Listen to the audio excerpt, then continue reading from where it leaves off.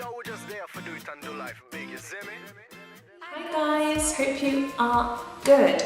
I haven't made a video in the longest time. It's been such a busy season for me. I've moved universities and cities. One of the things that I was concerned about in going to a new university, especially during undergrad, was making new friends.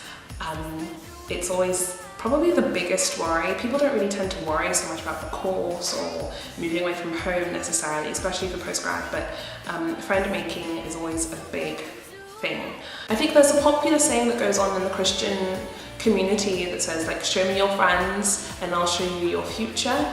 And it's 1 Corinthians 15 verse 33 that says, don't be deceived, bad company corrupts good morals. What you experience, especially in social interaction, will affect you. I had a bad friendship experience, I think it was about in year 10, where I kind of had this friend who I know I was influencing, and it was great, but she was influencing me, and it led into a really sort of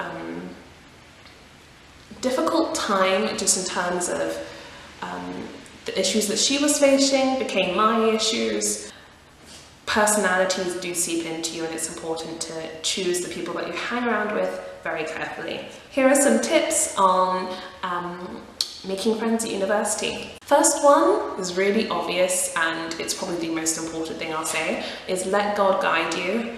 I remember praying before walking into undergrad and just saying, God, just give me a good friend and show them clearly to me. And it's important that God's guidance steers you in the right direction. Second thing I'll say is friendship is about quality, not quantity. You can have one good friend and that can be all that you need. Proverbs says, a man of many companions may come to ruin, but there is a friend who sticks closer than a brother. The next tip I'll probably say is to pray for discernment. The gift of discernment is so important when it comes to making friends. Being able to test the spirits or test the personality of the person that you're with is really important, and only God knows the hearts of people. So when you connect to Him, you'll be able to see people as they really are. Everyone's nice in the first few weeks of university. Everyone wants to make friends, but you need to see who will be most viable to stick with. So only God can help with that. A tip that I need to learn the most is don't make plans. I mean, I think it was in postgrad actually, like 2 weeks ago, where I met this group of girls and they were really nice, but in the first 20 minutes of talking with them, I was making plans like, oh, you can come to my house and study. And I don't know whether those girls are my friends, but I was just blabbing. My mum kind of told me off when I told her what happened. And it reminds me of, Proverbs 10. Is it Proverbs 10? Proverbs 10, it says, too much talk leads to sin. Be sensible and keep your mouth shut. I think on the second day, I wrote on my hand Proverbs 10:19 to remind me to keep my mouth shut. And it worked, because whenever I looked down at my hand, I'd be like, yeah, and just asking God to help me with that. And I can see it improving. I have seen it improve definitely through the years. Let things take time and don't stick to a group of people that you've just met. And that leads on to the next point. I don't even know what number we're on, but don't be afraid to change friendship groups. This happened to me in undergrad and postgrad, where the first few days I was with a group of people that were nice and seemed fine, but I realised they weren't the right fit for me, and I had to kind of jump ship and move groups. And I mean, it's not a big deal, but I would say make that jump as early on as you can, because if you hang out with a group of people for 5 weeks and then suddenly switch, it's a bit awkward. For me, it was the first 2-3 days in, it's okay, I'm just gonna see you later. But be friendly to everyone. You're allowed to change your mind. And actually it says in Proverbs 1 verse 10 that, my child, if sinners entice you, turn your back on them. In this context, he was talking about a group of friends who wanted to go and kill someone. Even if it's a bit less dramatic, still just change your friendship groups, and there's nothing wrong with that. If you are trying to gauge the character of the people you're with, Like, Google them, find out what they're doing on their social media pages, do your research. These people are going to invest in your life in some way or another, and if you see their profiles and things are just very anti-God, anti-you in that case, then just don't go along that way. Isolation sometimes is good. Isolation most of the time is good.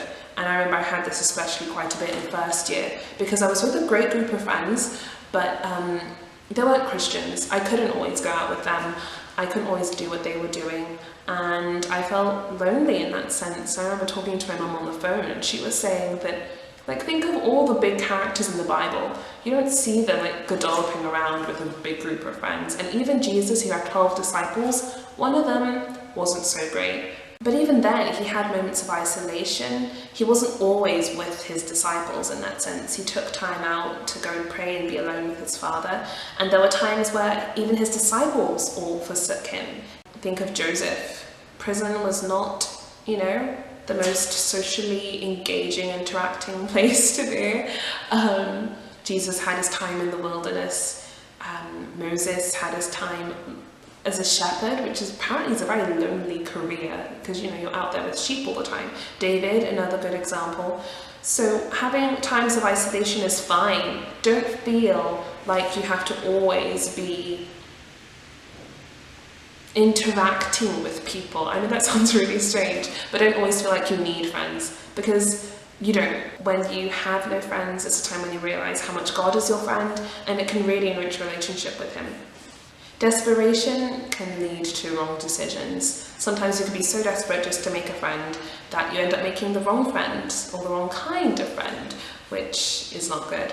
So honestly, in an ideal situation, you would have good friends. But in the case of either having bad friends or no friends at all, go with the no friends at all. It really isn't that bad, trust me. And eventually God will bring you the right group of friends. One time I was coming back from the gym and I was in a grocery store. That sounds so American. I was at a shopping supermarket place and I was parking my bike outside and there was a girl standing next to me parking her bike. And I remember God saying to me specifically, she could be your friend. And I was like, what? I can't just start talking to this random person. I don't even know her. And eventually I started talking to her and we spoke there for about 30-40 minutes, and she ended up becoming one of my best friends all throughout university. And we had so many great adventures together, going to like coffee houses and tea shops and different things, and like bike trips. And I'd spend my birthdays with her because she's a sister to me now, and I just think, oh my goodness, like if I hadn't spoken to her, like I may have never met her. And God brings along the right people at the right time. You just have to be listening out for his direction and his guidance. And I think I mentioned it in my last video actually, that it really took 2 years to make 2 good Christian gal friends that are sisters to me now.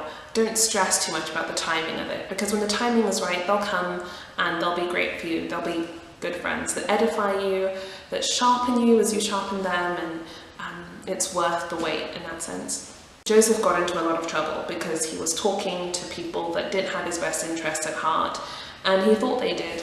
And I think sometimes we make that mistake of thinking that everyone has to be our good friend, and they don't. I think it's about having wisdom and knowing who you can really speak to. Be careful who you let into your heart, because you need to guard your heart, because from it flows the path of life. Proverbs 4. I'll leave you with this verse. It says in Proverbs 13 verse 20, whoever walks with the wise becomes wise. Whoever associates with fools gets into trouble. I think just ask God to guide you, to be honest. It is a big decision, and for us youngers it can be a big part of our world, but it doesn't have to be complicated, and he will lead you in the right paths and help you to make the right decisions. So read your Bible and pray every day, and have a great weekend, guys. Lots of love. Bye.